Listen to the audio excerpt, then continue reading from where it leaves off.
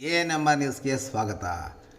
ವಿದ್ಯಾರ್ಥಿಗಳ ಪ್ರತಿಭಟನೆ ಹಿನ್ನೆಲೆಯಲ್ಲಿ ಬಸ್ ಮಾರ್ಗ ಪರಿಶೀಲನೆ ನಡೆಸಿದ ಕೆಎಸ್ಆರ್ಟಿಸಿ ಘಟಕದ ವ್ಯವಸ್ಥಾಪಕರು.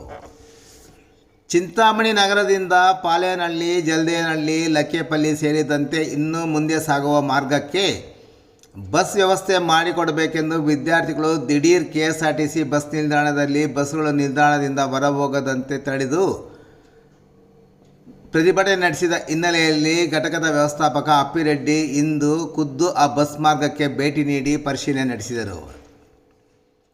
ಸದರಿ ಮಾರ್ಗದಲ್ಲಿ ಬಸ್ ಸಂಚರಿಸಲು ರಸ್ತೆಯ ಅಕ್ಕಪಕ್ಕ ಮರಗಿಡಗಳು ಬೆಳೆದಿದ್ದು ಓಡಾಡಲು ದುಸ್ತರವಾಗಿದೆ ಎಂದು ಚಾಲಕ ಮತ್ತು ನಿರ್ವಾಹಕರು ದೂರಿದರೆ, ವಿದ್ಯಾರ್ಥಿಗಳು ಮಾತ್ರ ಸಮಸ್ಯೆ ಇಲ್ಲವೆಂದು ಉದ್ದೇಶಪೂರ್ವಕವಾಗಿ ನಮ್ಮ ಗ್ರಾಮಕ್ಕೆ ಬಸ್ಸುಗಳು ವ್ಯವಸ್ಥೆ ಮಾಡುತ್ತಿಲ್ಲವೆಂದು ಘಟಕದ ವ್ಯವಸ್ಥಾಪಕರ ವಿರುದ್ಧ ಆರೋಪಿಸಿದ್ದರು. ವಿದ್ಯಾರ್ಥಿಗಳ ಸಮಸ್ಯೆ ಮತ್ತು ಚಾಲಕ ಮತ್ತು ನಿರ್ವಾಹಕರ ಸಮಸ್ಯೆಯನ್ನು ಆಲಿಸಿದ್ದ ಇಲ್ಲಿನ ಕೆಎಸ್ಆರ್ಟಿಸಿ ಘಟಕದ ವ್ಯವಸ್ಥಾಪಕ ಅಪ್ಪಿರೆಡ್ಡಿ ಗುರುವಾರ ಬೆಳಗ್ಗೆ ಬಸ್ಸಿನಲ್ಲಿ ಚಲಿಸಿ ಮಾರ್ಗ ಪರಿಶೀಲನೆ ನಡೆಸಿದರು.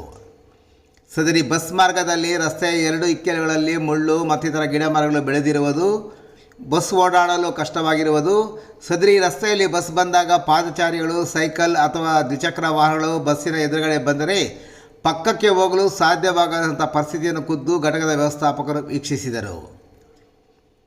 ಸದರಿ ರಸ್ತೆಯ ಎರಡೂ ಬದಿಯಲ್ಲಿ ಗಿಡಮರಗಳ ರಸ್ತೆಗೆ ಹೊಂದಿಕೊಂಡು ಬೆಳೆದಿರುವುದರಿಂದ ಬಸ್ಸು ಆ ಮಾರ್ಗದಲ್ಲಿ ಸಂಚರಿಸಿದಾಗ ಬಸ್ಸಿಗೆ ಮುಳ್ಳಿನ ಮತ್ತಿತರ ಮರಗಿಡಗಳು ತಾಗಿ ಬಸ್ಸಿಗೆ ಗೆರೆಗಳು ಬಿದ್ದು ಬಸ್ಸು ಹಾಳಾಗುವುದು ಮತ್ತು ಇಕ್ಕಟ್ಟಾದ ರಸ್ತೆಯಲ್ಲಿ ಬಸ್ ಸಂಚರಿಸಿದಾಗ ಬಸ್ಸಿಗೆ ಅಳವಡಿಸಿರುವ ಕನ್ನಡಿಗಳು ಮರಗಳಿಗೆ ತಾಗಿ ಅವು ತುಂಡಾಗಿ ಬೀಳುವುದು, ಅಕಸ್ಮಾತ್ ಪ್ರಯಾಣಿಕರು ಕಿಟಕಿಯಿಂದ ಕೈಗಳು ಹೊರಕ್ಕಿಟ್ಟರೆ ಆಗುವ ಅನಾಹುತದ ಪರಿಸ್ಥಿತಿಯನ್ನು ಸಹ ಖುದ್ದು ಘಟಕದ ವ್ಯವಸ್ಥಾಪಕರು ಆ ಮಾರ್ಗದಲ್ಲಿ ಬಸ್ ಸಂಚಾರ ಮಾಡಿಸುವ ಮೂಲಕ ಪರಿಶೀಲನೆ ನಡೆಸಿದರು.